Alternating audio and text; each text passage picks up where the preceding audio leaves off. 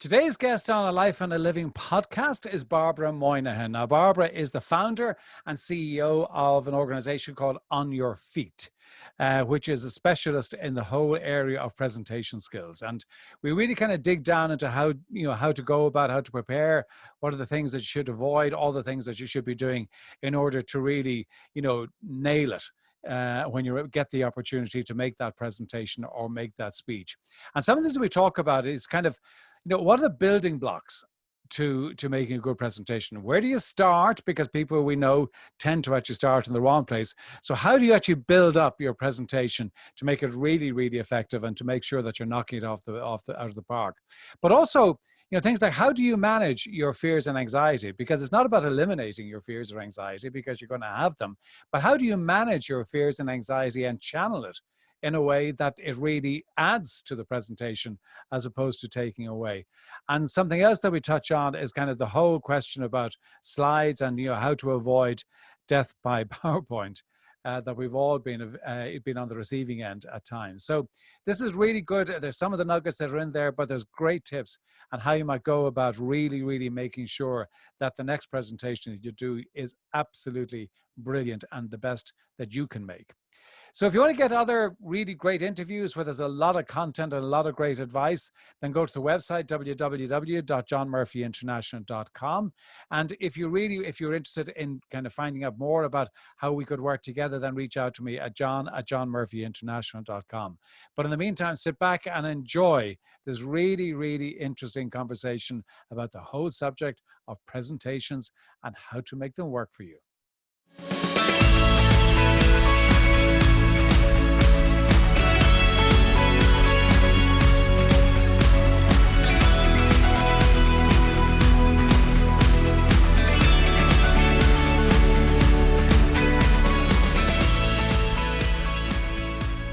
Barbara, you're very welcome here today. Thanks for taking the time out to be with me.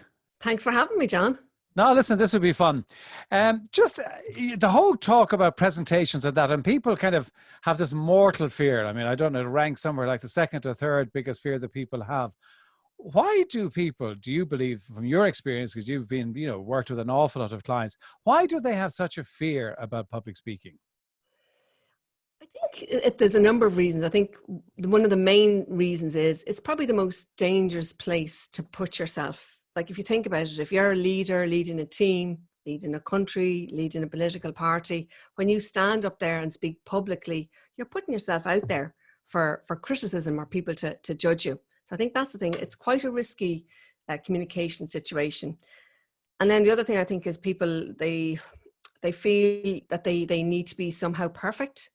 And it's just not possible to be perfect. And then when you start focus on trying to be perfect, you lose a lot of your personality. You're so intense that it just doesn't really work for you. So I think it's just because it's, you're putting yourself out there. That's the main thing. And so, so I've got a presentation to make, next week.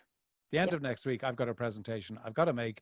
It's to my board, it's to the whatever. So let's say it's to a board. Okay. How do I go about preparing? Because this is what you do with your clients all the time. You prepare them to actually get up on their feet. Well, I'm glad, So how do you prepare? Well, I'm glad you asked me that question, because most people, in my experience, prepare the wrong way around.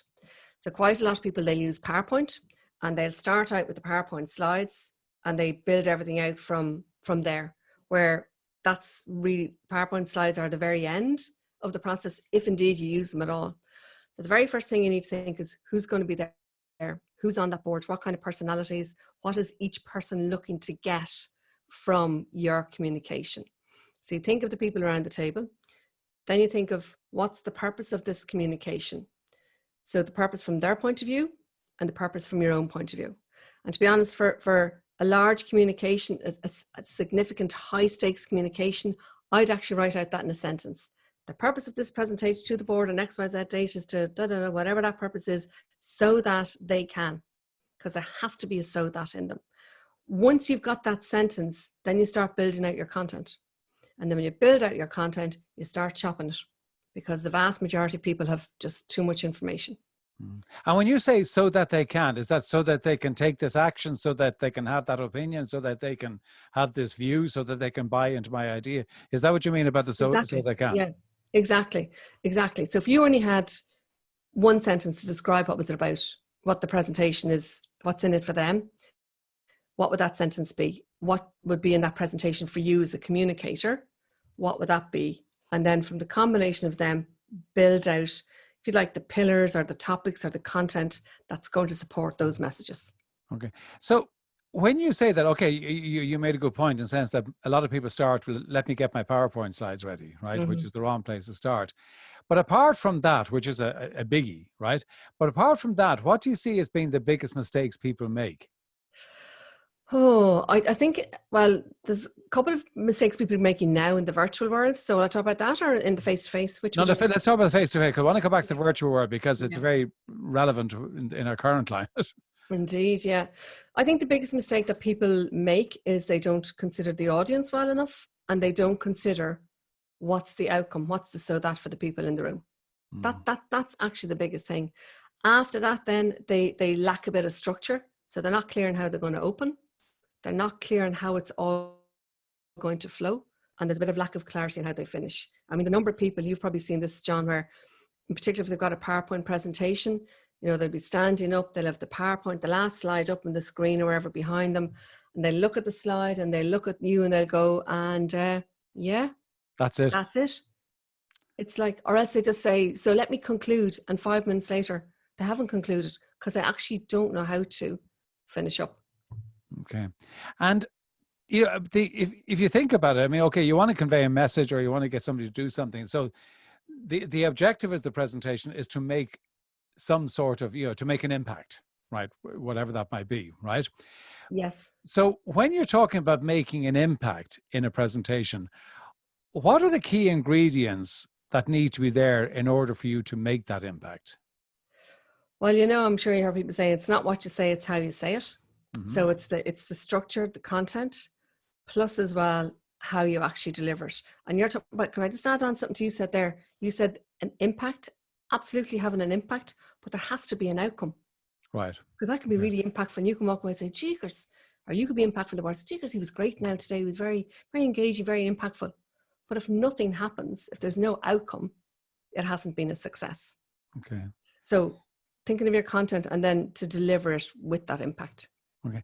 And when you talk about, I mean, people, we've all seen the kind of the somebody making a presentation and you for their sake, you just will it to be over because you can see them dying this appalling death and, Yes. And wishing that the ground would open up and swallow them. How do you prepare somebody to not be in that state? And what are the things that they need to do in order to be, okay, they can get the content right, but how do they actually get themselves right? Yeah. So obviously having the content right, that's part of it, and being really familiar with it. Before having themselves right, I think a lot of it is down to practicing that content.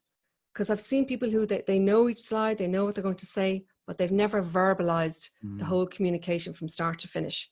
So I'll often recommend people, I'm a great fan of recording on the phone, either the voice record or with the video, listening to it back and thinking, how does that sound? So listening to yourself speaking and chopping the content if you feel you're galloping through it. So getting that part of it. And then, sorry, the second part of your question, John, delivering with impact. Yeah, it's actually, how do you prepare somebody to kind of move away from being this, I'm dying of death and I know I am. How do you prepare somebody to actually deliver that with a level of confidence? Because there's no doubt about it. If you're watching somebody who's nervous and on edge, you're actually focusing on their nervousness and on their edge and you're not listening. Well, it's funny because I was doing a virtual session this morning. I had 8 people, 3.5 hours, was executive presence. And one of them at the end just asked me, how can I deal with, I'm terrified I'm going to leave out something and I'm terrified I'm going to get a blank. Well, if you stop being afraid of leaving out something, if you leave out a little bit, so what? If it's critical, they're going to ask you. You know what I mean? And then the other thing, and I think this is a biggie, stop trying to be perfect. You're not perfect. So being okay with just not having it 100% as good as you'd like it to be. I'm not saying don't prepare and aim for success, but just be a little bit easier on yourself. Practice saying it, practice your links, practice all, you know, the voice and the body language and all that end of it. But practice. People say practice makes perfect.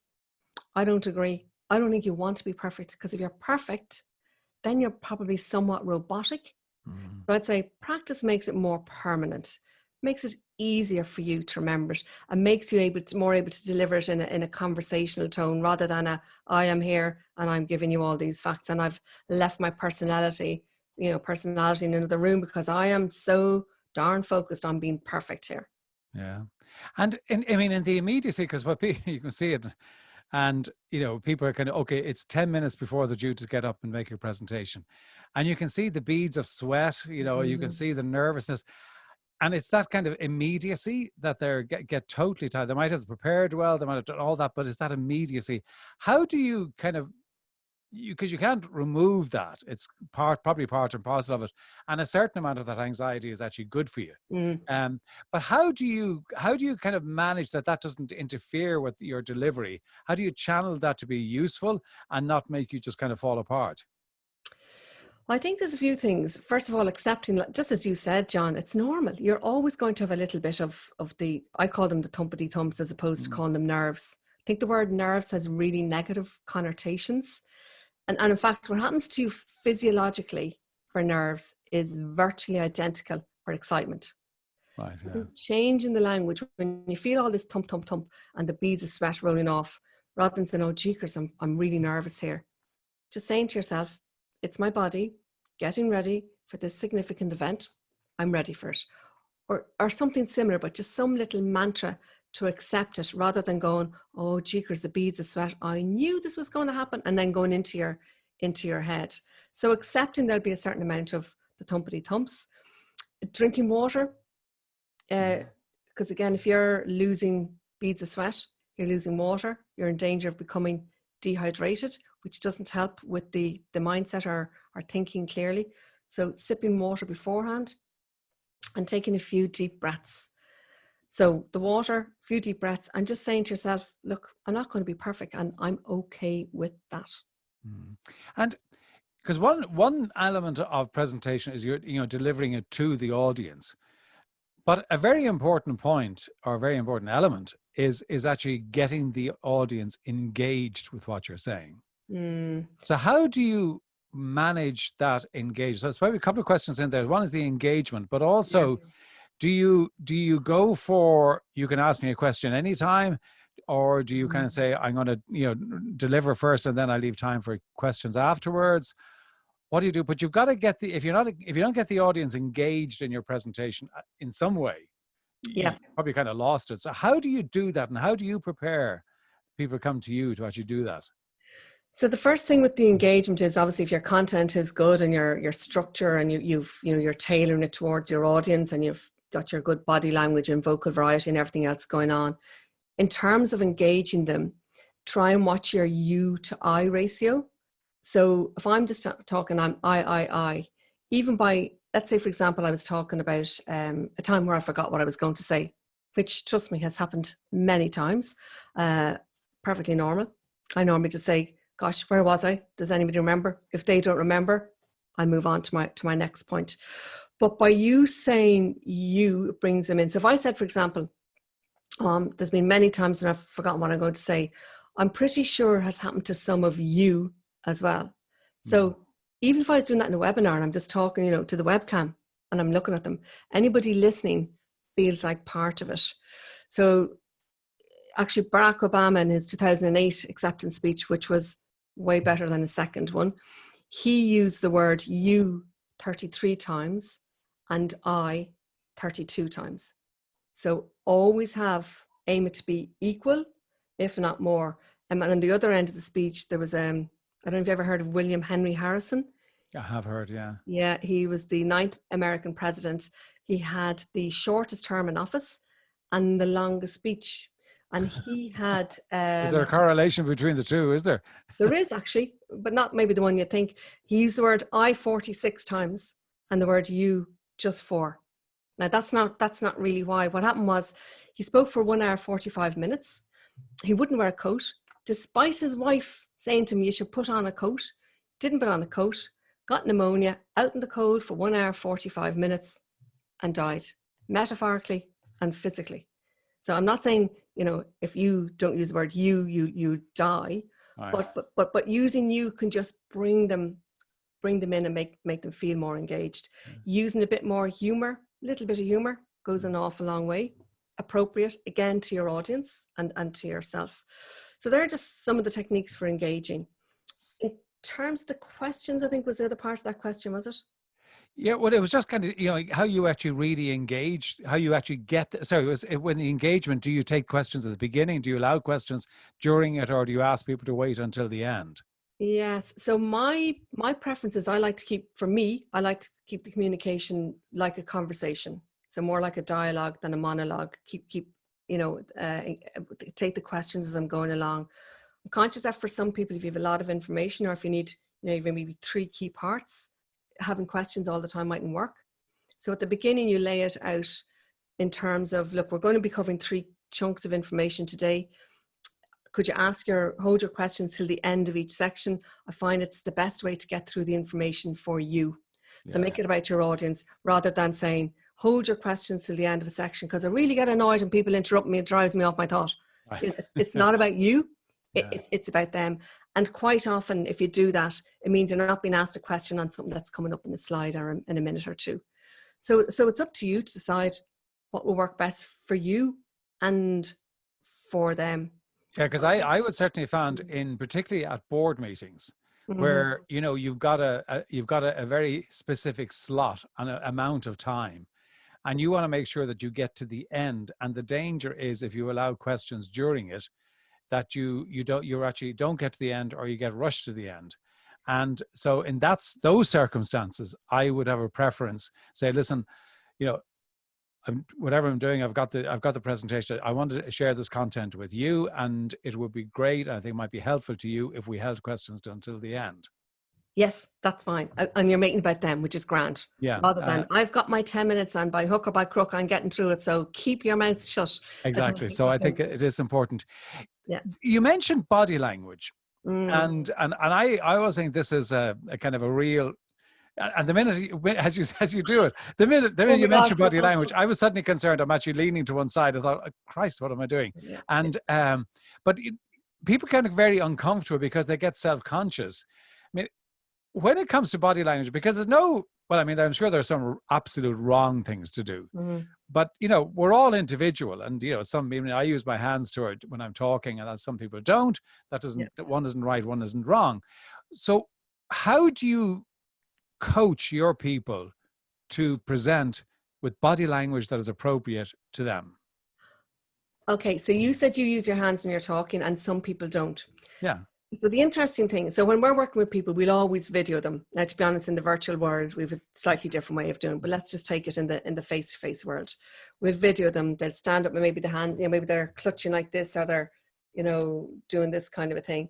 And when we're giving them the feedback, I'd say something like, look, you're not using your hands. And they go, oh no, I never use my hands when I'm talking. And I'm kind of going, you just look what you're doing. So the thing about the hands, usually when you stop thinking about them, you use them. You notice people sometimes they don't use them when they're speaking, but as soon as a question comes in, they'll begin to use them. So my advice generally is, as you're practicing, it might sound a little bit orchestrated, but just look for the gestures that you could use, that you could incorporate. Look at the gestures you use in your normal habitat. Right. So if you find that you tend to, do like, something like that or that, just if you start trying to bring them in, you'd be amazed. You'd be amazed how you do actually. Because the weird thing about the body language is, if the hands move, typically the voice is moving as well. Right. Okay. So you do that. So what about stance? Because people feel awkward to put my hands in my pocket. Well, that's not a good idea. But what, like fidget, or they start fidgeting. Is there a way of coaching people just to relax? Yes. So sometimes I'll just get them to. I'll actually just be. I'm just kind of conscious you can't really see me here, but I might say, right, just copy everything I'm doing. And I might say, okay, so the document's coming in. I'm gonna sign it, and then when I've done it, I'm gonna take it. So I'll actually get them just practicing, nearly like a game of charades. Right. And they see that it actually helps you to see what you're saying as well as hear it. So it's often just a matter of doing it with them, just doing it with them and getting them to look for opportunities. Sometimes I'll actually use, am I allowed to show a little prop? Yeah. Okay. Just happen to have it here. Sometimes I'll use these cards. They're, I don't know if you've ever come across these, John. Oh, I have come across them. I've seen them. Yeah. Yeah. So they're just these kind of leadership The cards. all my best. That's just for people listening on audio only. The all my best cards. At my best. At my best. Sorry. They're an English company. That's okay. So there's all different cards, and with different, pictures, and then there's words on the back of each. So you can use them as a tool. So this morning I was getting them to think about their values, pick a value that was strong to them, and then to choose a card that represented that value, and then to describe the card. So when people start describing something, if you ask them to describe it in detail, they'll actually, they'll say, so it was a very small boy and he was picking up apple. They do it when they get into the actions, the vision, and they see how good it looks. So to answer your question, it's a matter of just getting them to try it and see it, and then going on in their future presentations, look for those specific opportunities. So starting off even with an open gesture, hi everybody, I'm delighted to be here. Because if you start like that, you're more inclined to keep going, and don't let the hands touch unless and that's a specific movement, because the danger then is you'll end up kind of doing this or this steepling malarkey, which drives me crazy. A lot of the Irish politicians do it. They're trained. Yeah, it's I always think they look as if they're praying for inspiration, and sometimes they could do with it. PowerPoint, yes or no? Yes and no. Okay. It really does depend. So going back to what I'm saying with your messaging, if you feel that PowerPoint is going to help with the messaging for your audience or remembering it, I would say do use PowerPoint. But lots of white space and very little text. Dangerous. People use them as a teleprompter. That's not good. Are they? And the vast majority of times, let's be honest about it, the vast majority of times that you see a presentation, there is too much on the slide. It's a prompt for the script, or they put an Excel spreadsheet up there that nobody can read any bloody thing on it, and people just switch out. So yes, it is. The other one, just before I go on, the length of a presentation. Is there an ideal length for a presentation in terms of attention span? Would you say somebody, listen, don't go longer than whatever, or don't be shorter than? Well, to use that old analogy, you've probably heard it before, it should be like a mini skirt, long enough to cover the essentials, but short enough to keep them interested. Right. If you look at TED Talks, for example, at the maximum length a TED Talk is meant to be is 18 minutes. 18 minutes. And yet we have people talking for 40, 60 minutes, an hour and a half. You need to break it down into chunks so people can digest it. In my own opinion, I reckon that most communications are too long. People could just helicopter right out, give a certain amount of information and leave it at that. So for some of my clients, they have a culture of pre-reads. So the presentation and information is sent beforehand. People are to read it. And then it means when it comes to, it's more of a discussion than a presentation. So I think with slides, just use them carefully, and as many visuals. If you can put in a chart versus a string of numbers, do it. If you can put in a visual rather than a word, do it. Okay. And in today's world where we are all, zooming ourselves into oblivion, what's the biggest mistake that you see people making on these virtual calls? Their first impression. So you'll have people who have their, they're sitting way above their laptop, and they're looking down at you like this. They've got a light behind them.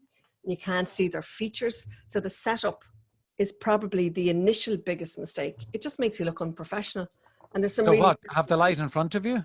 Light should be in front of you. So where I am now, I have a light to my right, a window to my right. So on my left, I have a lamp here, just so that this side of my face is somewhat lit. Because if I turned off that lamp, it'd be, which side? This side, it'd be much, it's hard to see on the screen. It'd be much darker. So if you never have a light, a window behind you, unless you've got the blind actually pulled down. Right. Okay. Obviously invest in a good microphone. There's nothing worse than you just can't hear somebody. Now, if the laptop sound And in fairness, a lot of the laptops are fine, but some of them, the sound is just really poor. And if you can't hear the person properly, and Oh, yeah, it yeah, just, the minute you look at them, you think, I can't even see them because of the way they're set up. And they yeah. open their mouth, and now I can't even hear them. Right. Okay. So that's the initial biggest.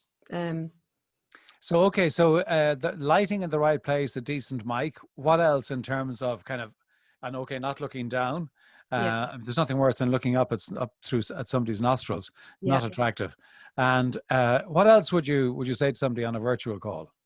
So I would say, and I'm kind of breaking this rule, but it's just you and me here. So I'm looking at you on the screen. In general, I would say to somebody, when you're speaking and you want them, let's say there's at the board and you want them to feel like you're really speaking to them, you look to the camera, and then just look to the screen when you're checking for Yeah. understanding or Okay. asking questions. But in general, because I think if you're speaking for a whole meeting and you're looking down the screen, it just looks really poor. And know where your camera is. So a lot of people don't actually know where the camera is, Yeah. and they're looking slightly off, and it just looks bizarre. Yeah. So looking into the camera for the vast majority of the time, and then using the you, and imagine you're having a conversation as opposed to feeling like I'm just talking to my laptop here. Right. Okay. Okay. So, Barbara, loads of good tips. I mean, that's just been fantastic in terms of giving people practical things they can do to really improve their presentation. Before we get into, you can share with people where to get in touch with you. 2 questions. I ask everybody, a book that has had a significant impact upon you. Which one is it, and what was the impact? Am I allowed to pick 2? You can pick 2. Thank you. So one was a book I read many years ago, and I think the name was Hannah's Shoes, but I've never managed to find it. And it was about a family who had a sick child, and the whole message from that book was never look back and think I should have made a different decision at a time, because you make every decision at that time with the information you have. So I think it's a really good one for never kick yourself for not, you made that decision based on what you knew then. What was it called again? I thought it was called Hannah's Shoes. I've never managed to find it. All right. Okay. And then I could never find it again. So unless it went out of print or they renamed it, it was just, don't be kicking yourself on the decision you made at the time. For you, that was the right decision. Whatever happened after, forget about that. So it's always I agree, because I always think, all you can do is the best you can with what you have at that moment. Yes. Yeah. And then the other one is probably a better known one, which is Dale Carnegie, How to Win Friends and Influence People. It's very old fashioned stories now, but the principles, I reckon that book made me a better person. Yeah. Yeah. I mean, I agree with you. I think that it's, gosh, I'd hate to think how long ago it was written. But it's still, as you say, the principles in that book are absolutely as solid today as it was when they were written. So thank you. And daily rituals, do you have them, and what are they, and what do they do for you? I do. I started meditating about March last year. So I will meditate every single morning, only for about 10 or 15 minutes. I just find it's a great way to clear the head, and you feel like you've achieved something before you even leave your bedroom. So that's one. And then at the end of the day, January 12 months, it was my New Year's resolution to leave this weapon of mass destruction downstairs every night. So my mobile phone, I don't bring it upstairs at nighttime. All right. Okay. Yeah. So that's and what difference has that made to you? Because it means I'm not surfing just before I go to sleep. I said, I'll just check one. Okay. One more. Yeah. Yeah. Maybe somebody mentioned me on Facebook. Maybe somebody. Maybe they did. Yeah. Maybe they did. Maybe somebody listened to my podcast with John Murphy. Absolutely. Absolutely. I'm sure thousands upon thousands will be. So, Barbara, thank you so much for doing this. Where can people get in touch with you? And we'll have everything in the show notes, but if they're listening, where can they get in touch with you right now? Yeah, probably the easiest place is onyourfeet.ie. And I've been blogging for 10 years, so there are loads of resources there, tips, tricks on everything around communicating with impact. So that's the best way to get in touch with you. Yeah, onyourfeet.ie. Barbara, thank you so much for doing this. It's been a real pleasure, and I look forward to catching up again real soon. Likewise. Thanks a million, John. Take care.